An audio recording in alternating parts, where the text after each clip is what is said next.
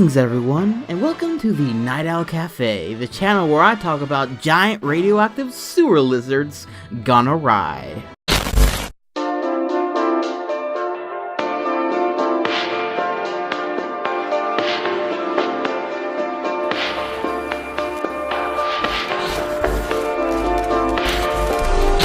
So, the official trailer for the Legendary Pictures Godzilla 2, or Godzilla King of the Monsters, has been out for about a month or so now. And while I may be a bit late to this party, I wanted to give some of my thoughts on it, but also primarily take this opportunity to talk about my major issues with the first Legendary Pictures Godzilla, and sort of what I'm hoping to get out of this next film. So Godzilla 2014 was alright. As a longtime fan of these films since I was just a kid, Godzilla is a film franchise that I am pretty passionate about. But even being the massive fanboy that I am, this movie has a lot of issues that I just really can't look past. The most glaring of these issues being the one everybody loves to talk about. You know what I'm gonna say? Godzilla's on-screen time, which rounds out to be around 8 minutes or so in a 2.5 hour long movie. This is a problem, but not for the reason that you may think. As many have pointed out, including the director himself, Godzilla being on screen very little actually sort of reflects on other great films of a similar genre, such as that of Jaws. In that film, we only really get to see the shark at the end of the movie. Or Jurassic Park, with us only seeing the T-Rex in a few select scenes. Or hell, even like the original Godzilla, in which the titular monster so too had very little screen time. However, I have a massive issue with this argument, in that it really does not apply to this film for one really big reason: focus. What is Jaws about? Well, Jaws is about a fucking shark. And the whole movie, every single bit of that movie is focused around that fucking shark eating people. Or people being afraid of that shark eating people. Or people hunting down said shark so it won't fucking eat people. Though we see very little of the shark, its presence is constantly felt in every single shot of the ocean, not to mention the theme song itself giving shape to the monster from the start of the film. Jurassic Park is maybe slightly more reflective in that the T-Rex is indeed shown very little. But then again, what is the title of that film? Jurassic Park, not T-Rex Park. So it makes sense that the film would focus on the park, and all the dinosaurs in it. And plus, the film is also well paced, jumping between these dangerous situations, be it a T-Rex or Velociraptors, to these moments of cinematic beauty and pure adventure. And finally, Gojira is about what?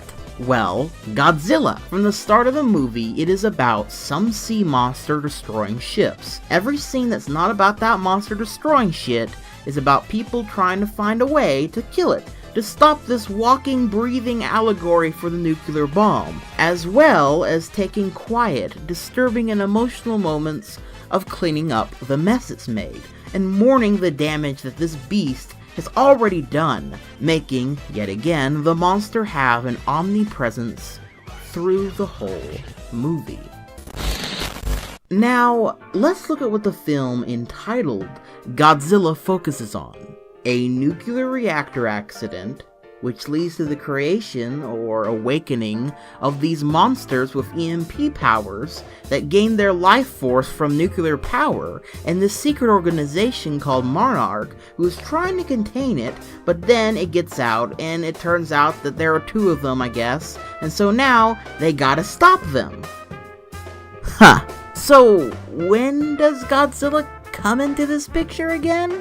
See, the big issue is that in his own film, Godzilla isn't the first monster we see. He's not even the first monster that's brought up. Not even a fucking subject of interest until quite a ways into the movie. Hell, if Godzilla was never in the movie and this was just about these Muta monsters, you would think, yeah, this makes sense, you know, if it wasn't entitled Godzilla! With most of the film focusing on these other monsters, and while there's nothing wrong with the other monsters, I do think this is ultimately what is instrumental in that feeling of frustration, especially in the first half, and we'll get to also why in the second half, because, well, I want to see Godzilla, goddammit! Now some may suggest that maybe they wanted to introduce these new monsters first, since surely people would be more familiar with Godzilla, but the thing is, I actually remember people in the fucking theater being confused if the Muta monsters, or the Muta monster we first see, was the new Godzilla. Because it has so much narrative weight to the first half of the movie, you're kind of expecting that they're building up Godzilla's entrance, not this other monster's entrance, and this is, after all, a new Godzilla film universe, one that hasn't been established yet.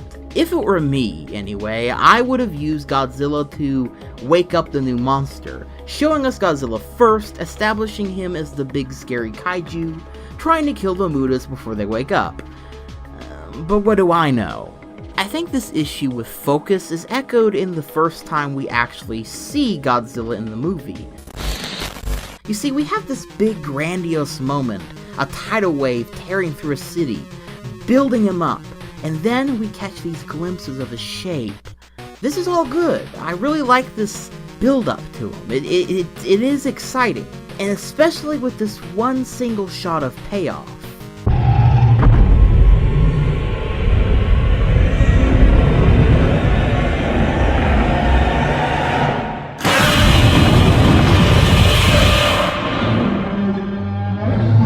Amazing.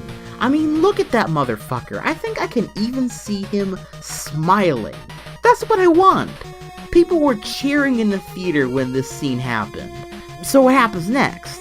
We cut away to get a glimpse of the fight on TV for a few seconds before it is then dropped. What the fuck, movie? You give me a bone and then you tear my fucking teeth out grabbing it back! This was such a waste. This should have been where we get the first fight scene between these monsters.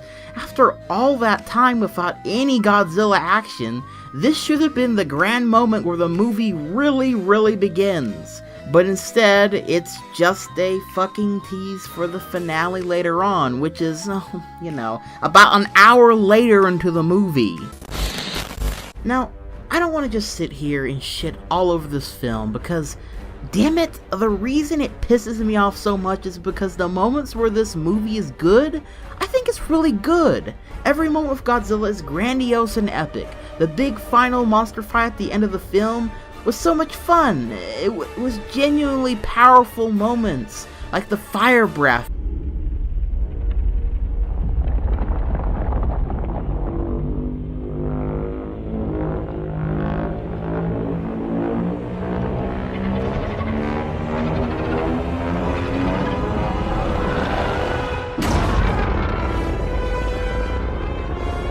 Or the roar he gives right before fighting them.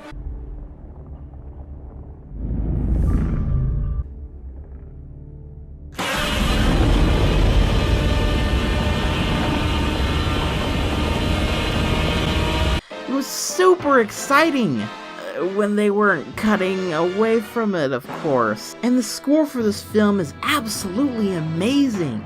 It gives me goosebumps. But all these really good moments and things are all squished in between what is otherwise a really slow and just boring movie. Something that is felt tenfold on multiple viewings. So, on to the trailer of the second film. What do I gotta say about it? Well, so far, I'm really looking forward to this sequel. I'm of course still gonna be cautious, but with a new director, one that is far more experienced, a better overall setup for a good Godzilla film, and what seems to be a focus on this big monster battle between series favorites Mothra, Rodan, and especially King Ghidorah, this looks like, if nothing else, is gonna be a fun fucking movie. which is all I can really ask for. Now, obviously, we can't fully discern if this is going to be a better film than the first just by trailer alone, but fuck me if it doesn't already look way better already. I'll admit it. I'm hyped. So please don't disappoint me again. Pretty please? Look, man, I'm a simple man. I want to see this giant lizard fight this three-headed giant lizard.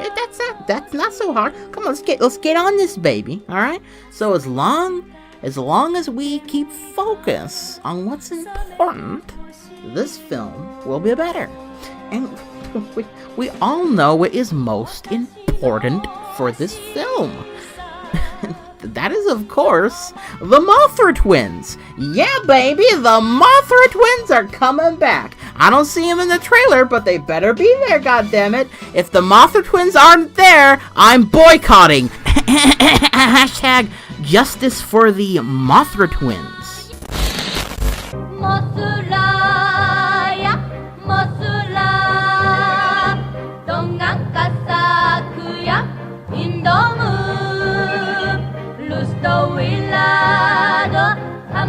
hamba muyang tanda panguradan tunjukkanlah kasaku yang